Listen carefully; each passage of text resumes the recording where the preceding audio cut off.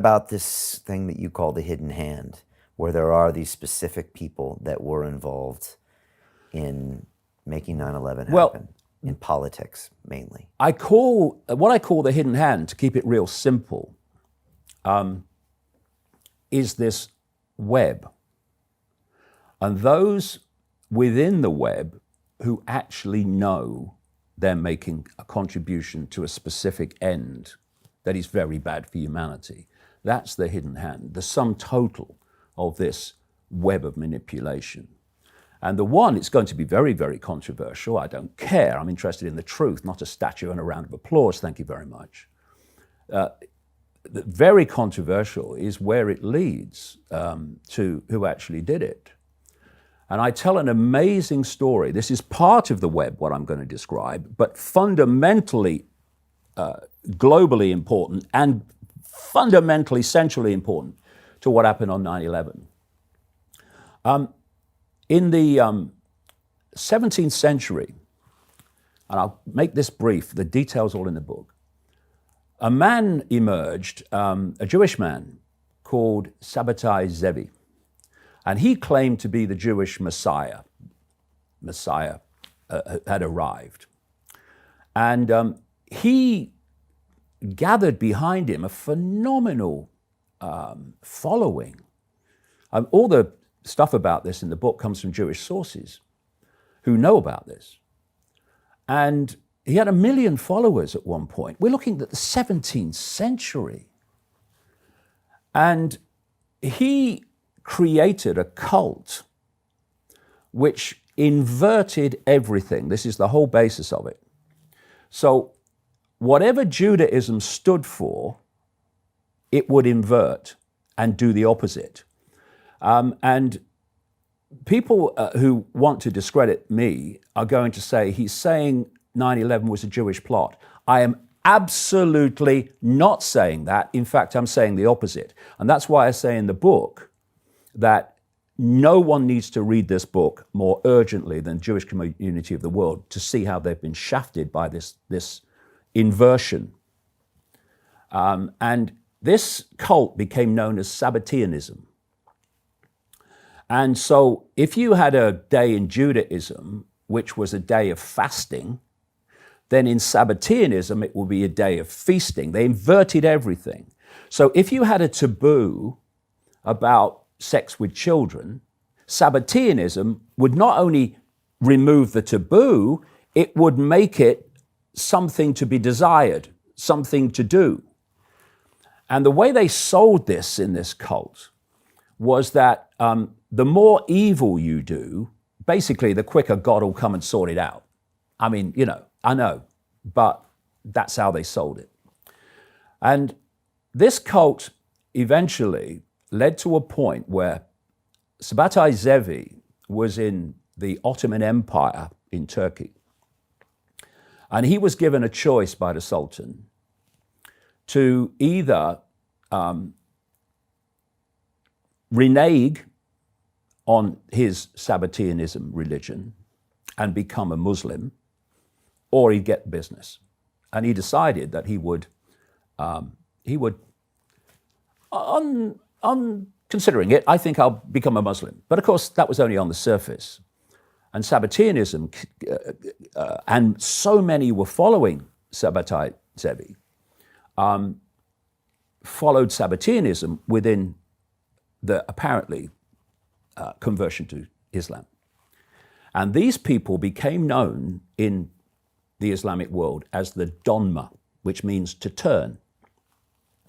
And one of the things that I show in the book is that these Donma ended up infiltrating the Islamic religion and becoming the Saudi royal family and creating, I explain the background and the history, in league with the British Empire, the Wahhabi form of extreme Islam, which manifests as the Saudi Arabian version and of ISIS, Islamic State.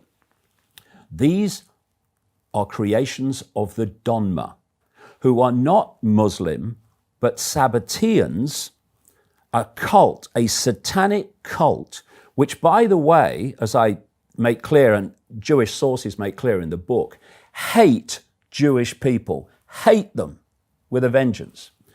And what this Sabbateanism then became in the next century, the 18th century, was what I call in the book, right to present day, Sabbatean Frankism.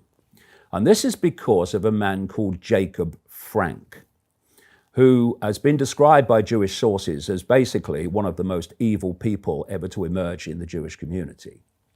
Jacob Frank claimed to be the reincarnation of Sabbatai Zevi, in other words, the Messiah, and the reincarnation of the biblical patriarch Jacob. And he took Sabbateanism onto an even greater level of evil and inversion.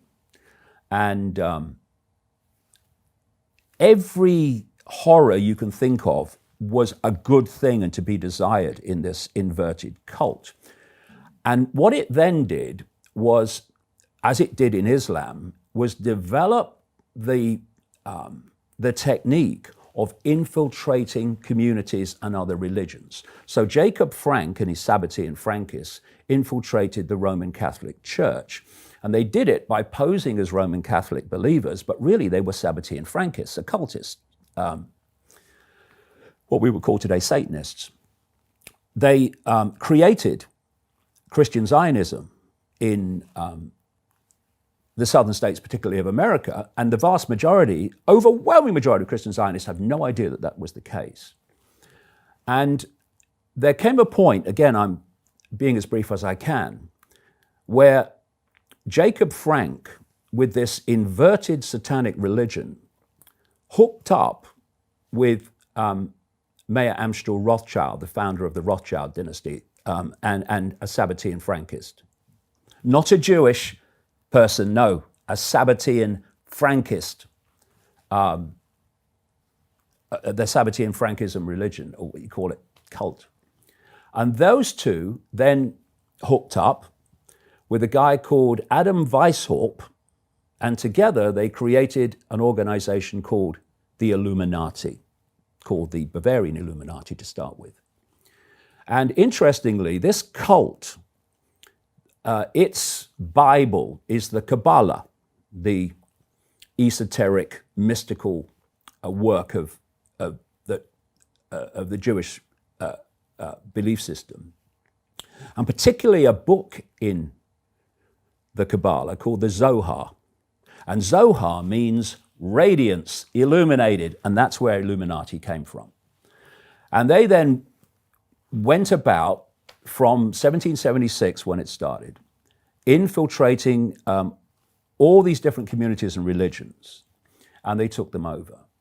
And it was the Rothschild Sabbatean Frankist cult that created Israel, and is behind, indeed is the Saudi royal family today, is the inner circle of so many of these organizations. And I show in the book in a chapter called The founders of Israel and the Saudi royal family are linked. Absolutely. Which would be shocking to hear for most people. But it wouldn't if you do the research, because in the background, the Israeli government and the Saudi royal family have been close. And what's happened since the emergence of this utter psychopath called the Crown Prince Mohammed bin Salman, who was involved in this horrific murder of Jamal Khashoggi in Turkey, they have become even close in the public arena in many ways, because they are all basically, if you like, Donma in their different forms. And in the book, in a chapter called Atlantic Crossing, I show how this Sabbatean Frankist cult moved in on America and took over American politics, not least through phenomenal, staggering levels of funding, infiltrated the CIA, infiltrated the National Security Agency, the Pentagon, and from that were able to direct inner networks within these organizations, think compartmentalization, which together were behind 9/11. And what I do in the book, and I'm going to be very brief here, all the details in the book, and there's a lot more about what I'm going to say that I'm going to say now. I have 3 chapters towards the end of the book. They're called Just a Coincidence, ? Just a Coincidence 2, ? Just a Coincidence 3, in which I simply detail the extremists, the ultra-Zionist extremists who were involved before, during, and after 9/11. And it is breathtaking. And before I start, let me say this. The Jewish population of the world is 0.2%. 0.2%. And if you take a mean figure, because depending on how you define what a Jewish person is, the mean figure is about 16 million in a world of 7.7 billion. And the people I'm identifying within that community who are not Jewish, they hate Jews, they're Sabbatean Frankists and ultra-Zionists who, not all of them will know about the cult, but they've bought the Israel right or wrong belief system. The people I'm naming are a tiny, tiny number within that 0.2% and within that 16 million. Thousands? At most, at the core. So let's have a look. I'm going to take you through a sequence. 1979, a guy called Issa Harel was interviewed by an American Christian Zionist journalist. Issa Harel was called the father of Israeli intelligence, Mr. Big. He was involved for a massive amount of time. And he said to this journalist in 1979 that he thought there was going to be an attack by Muslim extremists on your biggest building in New York. And that they would do this because in their philosophy, also in the philosophy of the Kabbalah, by the way, and that whole area of thought, they represent a phallic symbol of America, and it would break the spirit of America, basically, that kind of theme. Also in 1979, a man called Benjamin Netanyahu organized a conference in Jerusalem and then organized another one in '84 in America, focusing on Arabic terrorism and the need to have preemptive strikes on countries to stop terrorism. And also he wrote a book on the same subject and introduced the concept of a war on terror and weapons of mass destruction also came up in the same period. Then in 1996, an American Israeli called Richard Pearl, who was had a major Pentagon post during 9/11, with other ultra-Zionists, wrote a document for the then Prime Minister, Benjamin Netanyahu, called A Clean Break, in which they called for the removal of Saddam Hussein, basically a war on terror, targeting Iran, targeting Syria, and what have you, Iraq with Saddam Hussein. Following year, in 1997, in America, an organization was formed called the Project for the New American Century. This was a think tank co-founded by 2 absolute ultra-Zionist extremists called William Crystal and Robert Kagan. And in the Project for the New American Century in 1997, and leading up to 9/11, were Dick Cheney, who would become the de facto president at the time of 9/11 as vice president to the hapless George Bush, Donald Rumsfeld, who would be defense secretary at the time of 9/11, Dov Zakheim, who would be comptroller of the Pentagon, controlling the whole Pentagon budget, Richard Pearl, who wrote the Clean Break document, had a Pentagon post. And also in the project, The New American Century, was a man called John Bolton, who has been in the Bush administration until last night as National Security Advisor. In September 2000, oh, by the way, this group then wrote to the then President Clinton, urging him to basically invade Iraq and remove Saddam Hussein. This was 1998 they did that. In September 2000, 1 year to the month before 9/11, the Project for the New American Century produced a document calling for American troops to, quote, fight and decisively win multiple theater wars to regime change in a list of countries. And these are all the people I've just named that put this together. A few months after this document came out, they would be in positions of power in the Bush administration and the Pentagon.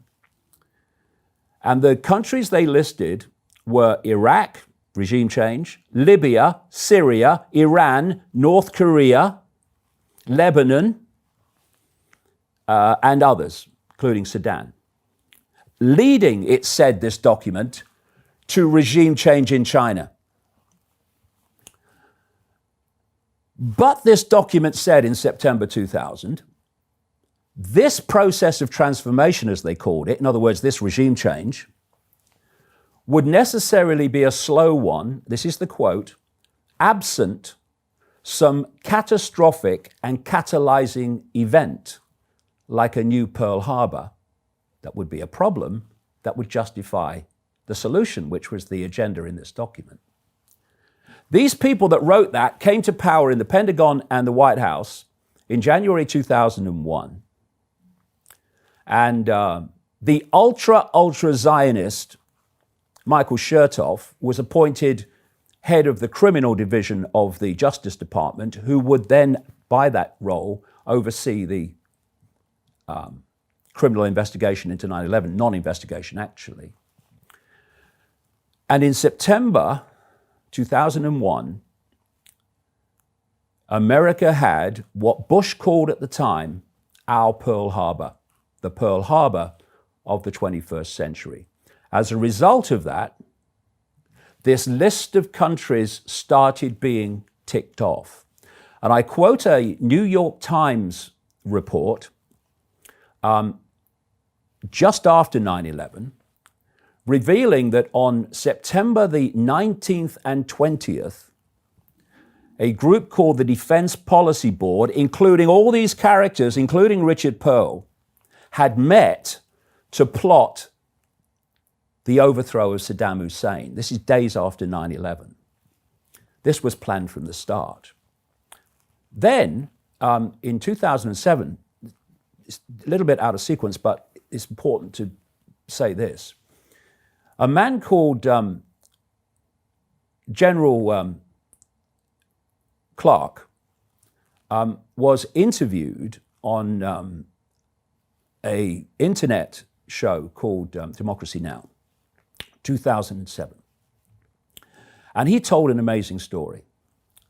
He said that, and this guy was Supreme Allied Commander of forces, NATO forces at one point. He was involved in the war against Serbia, etc. He said he went to the Pentagon days after 9/11, and he met Rumsfeld, he met Wolfowitz, the Deputy Defense Secretary, who was also from the Project for the New American Century, ultra Zionist. And he went downstairs and he met a general, friend of his. And the general said to him, we're going to invade Iraq. This is days after 9/11. He said, we're going to invade Iraq. He said, are they involved in 9/11? He said, not that we know, no. Why are we going to invade Iraq? Oh, no. Anyway, he said, I went away. And I came back a few weeks later, by which time America are in Afghanistan. An invasion that had to be, from pure logistics, organized long before 9/11, by the way. And he said, I met the same general. And he said, I said to him, why haven't we invaded Iraq? I thought we were going to invade Iraq. And he said, the general said to me, it's worse than that, sir. He said, well, I've just had this from upstairs, Rumsfeld office. We are going to invade 7 countries in 5 years. What? And he named them. We're going to invade Iraq, regime change Iraq, we're going to regime change Libya, Syria, Iran, so on, North Korea. And so what happened after 9/11 that was in that document in September 2000 was all planned, but it couldn't have happened, they admit it in the document, without 9/11. So what we then had was this series of regime change wars and manufactured civil wars. And they happened under different regimes. You see, this is where the web is the permanent government. The here today, gone tomorrow politicians just come and go. They're for show. So we had Boy George Bush and Tony Blair, another one attached to this web, big time. That's why he does what he does, who oversaw the invasion of Afghanistan. And then they lied about weapons of mass destruction in Iraq to justify an invasion of Iraq to regime change Saddam Hussein. Why did they lie? Because Iraq removing Saddam Hussein was on the list and they had no credible reason to remove him, so they made it up, simple as that. Then they move out, a Republican and what passes for Labour, and in comes a Democrat, Obama, and in comes David Cameron in this country. And they, with NATO, in effect, invade Libya, another one off the list. And then they start the manipulation of Syria that started that catastrophe in Syria. And now Trump's come in, Maverick, and he's been targeting Iran, etc. All on this list. I think he might be starting to just push back on that a bit. Maybe the pennies are dropping with Trump, actually, who's running this show, and it's not been him. So this party political thing is it's just a mirage. This web is running the show. So who benefits from all this happening? Well, Israel benefits. The Sabbatean Frankist cult that run Israel, which the vast majority of Jewish people in Israel have no idea about, benefits because that's what they wanted all along. That's what the clean break was basically talking about. So let's have a look at this 9/11 that was the new Pearl Harbor, essential to this playing out. How many people know that in 9/11's year of 2001, 200 Israeli people were arrested in America for being part of an Israeli spy ring? 140 before 9/11 and 60 afterwards. Many were posing as art students. How many people know that the centers, particularly one center in Florida, of this spy ring were the same places frequented by the alleged hijackers, including Mohammed Atta, in the same period? How many know that some of these people arrested for being part of this Israeli spy ring actually had homes in the same street as Mohammed Atta, in a place called Hollywood, which was the center of much of what these alleged hijackers were doing and was also the center of this ring? Hello? How many people know that on the morning of 9/11, a lady looked out of her apartment in New Jersey, looking over to the burning tower, the first one, and saw 5 Middle Eastern-looking men filming it, high-fiving and cheering? She took them to be Arabic. She called the police. The police eventually track them down. They're traveling around in a white van. They were Israelis. They became known as the Dancing Israelis. They were arrested and kept in custody for 71 days until the ultra-Zionist head of the criminal division of the Justice Department, Michael Chertoff, released them. And how many people know that the same Michael Chertoff released the 200 arrested in the spy ring? And they went back to Israel. These 5 dancing Israelis, 2 of which were known by the police to be Mossad agents, said that they were there to document the event. Well, hold on, how did you know it was going to happen? And under the Freedom of Information Act, pictures that they took of each other that were taken into by the police were released. They weren't the originals, they were photocopied. They were designed to make them look as least relevant as possible. But these photographs showed the location. And one of these photographs, including one of the people known to be a Mossad agent, was taken on September the 10th, the rest on September the 11th, which supports people at the apartment block who said they saw him there with another man talking, quote, a foreign language on September the 10th. So he's there on September the 10th, and on September the 11th, they're there when the first tower was hit, filming it, whooping and high-fiving. The police then went to where these people worked, and it was a Mossad front called Urban Moving Systems, which was headed by a guy called Dominic Suter.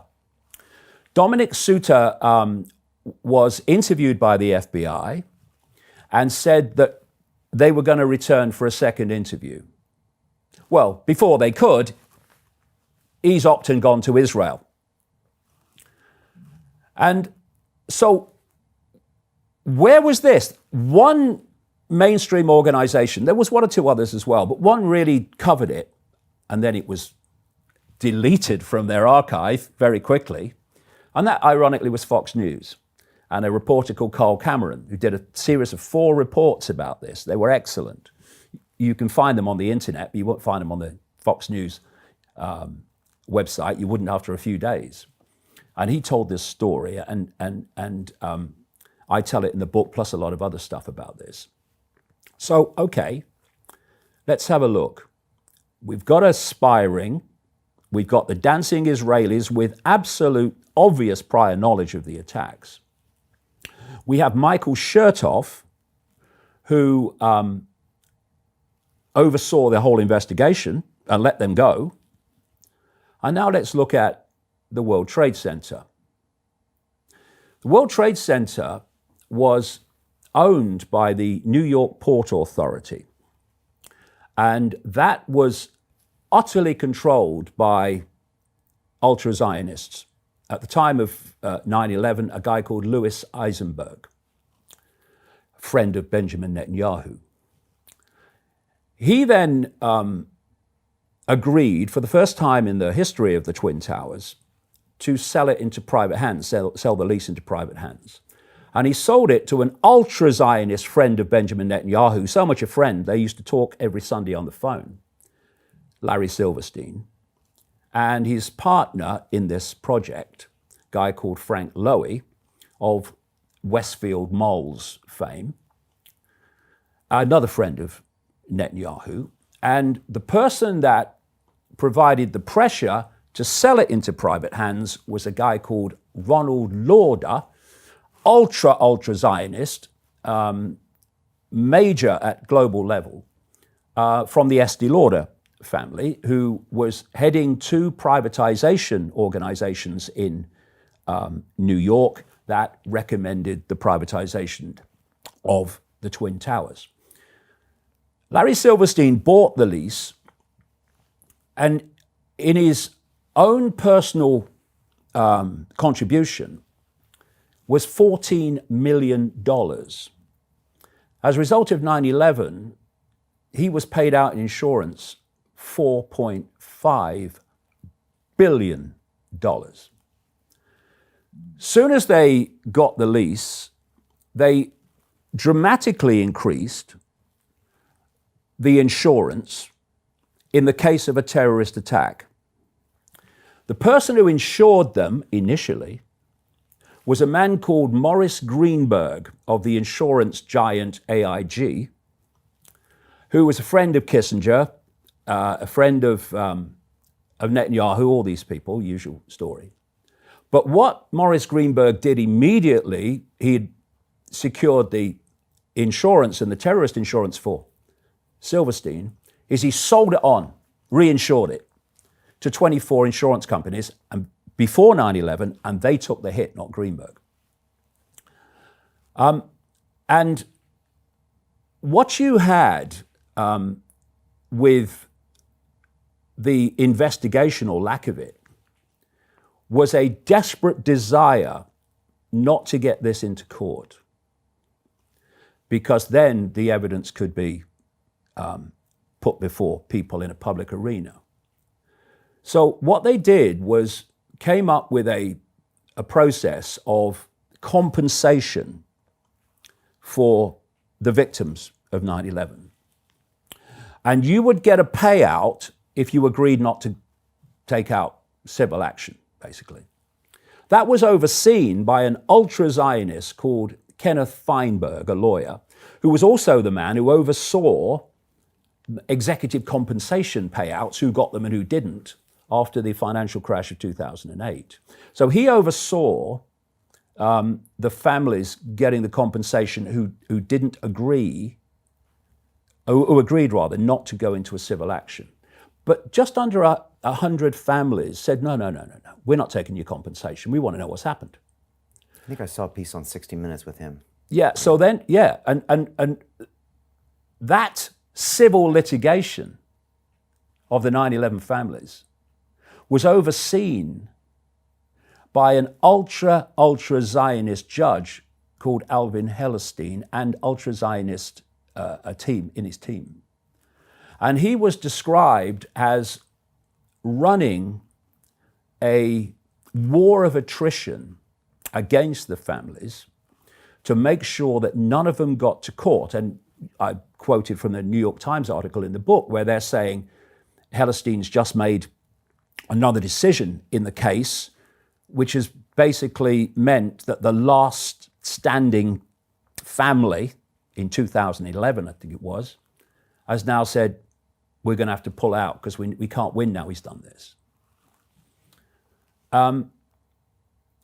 The case between the insurance companies who took the hit and Larry Silverstein about how much Silverstein got was overseen, judged by an ultra-Zionist judge called Mukasey, who later became Attorney General. And Silverstein's claim against airlines that got him a payout of millions was overseen by Alvin Hellerstein, ultra-Zionist judge. All right, so it's a big ultra-Zionist web here. Absolutely. But when I say ultra-Zionist, I'm talking about not Jewish people, not saying it's a Jewish plot. The vast majority of Jewish people, the overwhelming majority, have no idea what's being done, but they are being used as the smokescreen. Because what happens, as we talked about briefly in our last chat, we have, which is run at its core by the Sabbatean Frankist cult, what I call the anti-Semitism industry and the protection racket. And how it works is that anyone who gets close to uncovering any of this and much milder stuff and talking about it is immediately dubbed an anti-Semite, a Nazi, and all the rest of it. And that's the protection racket. And it's run ultimately at its core by this Sabbatean Frankist cult, which hates Jewish people. And this is why, as I mentioned in the last interview, if you're a Jewish person and you are criticizing Israel, this anti-Semitism protection racket will abuse you even more fiercely than non-Jewish people. Because it's not about protecting Jewish people at all. It's about protecting this cult. That's what it's about. And because of compartmentalization, many people in this ultra-Zionist protection racket will have no idea that what they're protecting is actually a cult that they actually don't know about. But this is the cement, this is the spider's web that allowed it to happen. Of course, you've got tremendous ultra-Zionist, Sabbatean, Frankist control of the American media, which starts to explain why, not least CNN now, which explains why that obvious questions about 9/11 were never asked, and people like me just get abused for actually asking them. And I'll just give you some headlines there in regard to the ultra-Zionist Mossad. Oh, there's another thing, too, which needs mentioning. In this sequence of events from Essa Herald saying, they're going to attack your biggest building, the Arabs, in 1979, in 1987, a security company called Atwell Security, which was run by Mossad and other Israeli intelligence agencies, personnel, and was a subsidiary of the Eisenberg Group of Shaul Eisenberg, who was a massive operator within the intelligence and military community on behalf of Israel. He ran Zim Shipping, dead now, but he ran Zim Shipping, and Zim Shipping vacated one of the Twin Towers at no notice 1 week before 9/11 and broke the lease to do so, just as an aside. And in 1987, the ultra-Zionist controlled New York Port Authority gave the contract for Twin Tower security to Atwell Security. And the man who represented Atwell Security in that deal in America was one of the Israeli intelligence agents that kidnapped Adolf Eichmann in South America and took him to Israel for execution. And who oversaw that Eichmann operation? Issa Harel. And Issa Harel, people that worked with him were involved in this Atwell Security. The reason that Atwell Security lost the contract very quickly is when it was revealed that the president of Atwell Security had used a false name in the contractual affairs contract.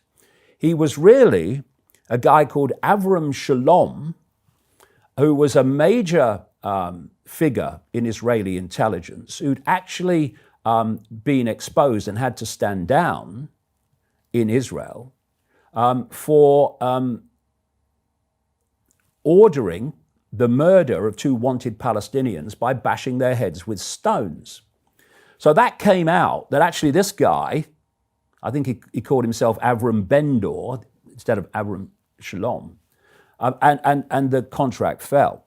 So the first attempt in 1987 to get control of the Twin Tower security was from Israeli intelligence there. Okay. In 1993, which you will be aware of because I think you were there at the time, there was the World Trade Center bombing in 1993. Yeah. I was in Boston. I was about to go there as my first job at the company across the street, which was called Bankers Trust, and they had to walk down the stairs, and it was that garage bombing, wasn't it? That's what happened. That's and right. Took out a hotel at the bottom, yeah. Yeah. So as a result of that bombing, which, by the way, as I show in the book, involved the FBI, and it also involved an intelligence agent from Israel. And as a result of that bombing, the ultra-Zionist controlled New York Port Authority decided we've got to revamp security of the Twin Towers. And they gave the contract to an ultra-Zionist security company called Kroll. In that same year of 1993, when Kroll got that contract, someone else bought into Kroll as a partner, Morris Greenberg. the man who arranged the insurance for Larry Silverstein, friend of Netanyahu. And so Kroll and ultra-Zionists, out of basically orchestrated from Israel, had control of security from then on right through to 9/11. And when Silverstein took over, of course, they had complete control of the building. Can I ask you about the hijackers? Because we were all told that there were 19 Saudis, I think. That's right. That did the hijack. They were mostly Saudis. Okay. Yeah, maybe mostly. Under the control, ultimately, of Osama bin another, Laden. That's another thing very quickly. Yes. Mostly Saudis. Sabbatean Frankist control of Israel, not Israelis, control of Israel. Sabbatean Frankist Donma control of Saudi Arabia. No accident. And most people don't even remember they were Saudis. They think they were Afghanis or Iraqis or whatever. But so you're saying it wasn't Saudis, it was Israelis? Who were the hijackers? Well, that's an interesting point because there are so many anomalies about the hijacker story. If you take Mohammed Attar, he was called Mohammed Attar in America, but he was known as Mohammed El Amir, a student in Germany, an Egyptian student. And the descriptions of the personality of German El Amir and American Mohammed Attar couldn't be more different, including descriptions of their height, which seems to have several inches discrepancy. We are asked to believe, you see, that Mohammed Attar was the lead hijacker, and he was a virulent Muslim extremist, Islamic extremist of the kind of basically what's become ISIS, extremist, jihadi. I quote in the book his girlfriend in America, a lady called Amanda Keller. And she describes how she lived with Attar in the run-up to 9/11, a place I think was called the Sandpiper Apartments, in a place called Venice in Florida. And she describes, and she's a white American, seriously un-Muslim. She's girlfriend.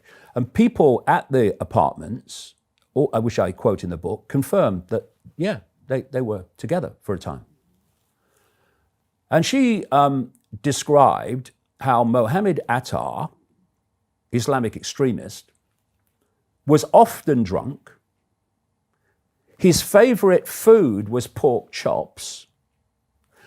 And he was a regular partaker of cocaine. And when he ran out of cocaine, because they followed him one night, they want to see where it came from, he went over to the flying school he was attending in Venice, which was a drug operation, by the way, involving the CIA. Venice Airport was a notorious conduit for drugs coming out of South America, etc. At that time, whether today, I don't know. And he went into the flying school with some people and came out with an armful of cocaine, and that's what happened all the time.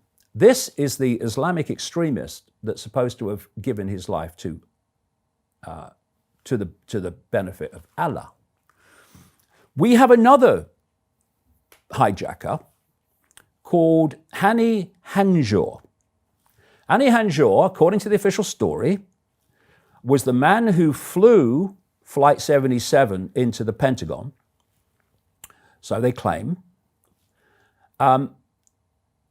with a maneuver in a big 757 that, as I quote in the book, professional pilots that fly 757, 767 say they could not have done, including this extraordinary spiral that he's claimed.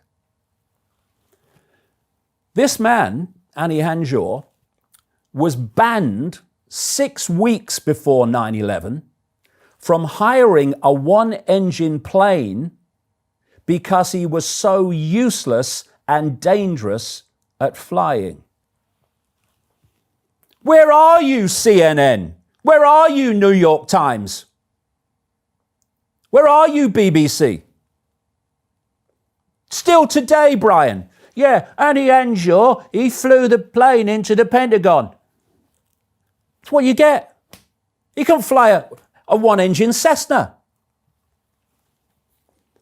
And this, I go through the hijackers, or many of them, and the idea that, look at the coincidences here. First of all, you are, in terms of Mohammed Attar, going to hijack Flight 11 out of Boston Logan on September the 11th, 2001. So where do you spend the night? Well, you spend the night in Boston, don't you? It's an early flight. No. He and another guy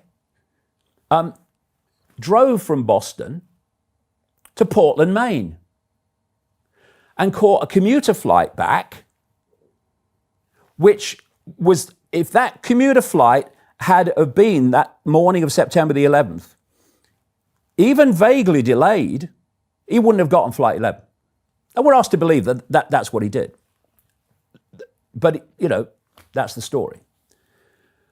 And people think that there is security footage, security pictures of Mohammed Attar getting onto Flight 11. No. Guess where, in a world even then, awash with cameras, especially in airports, guess an international airport at that time that had no cameras in the departure lounges? Boston Logan. They say, but I saw a picture of Attar going through security. Yeah. His father says it wasn't him, but the official story is it was. That was at Portland, Maine.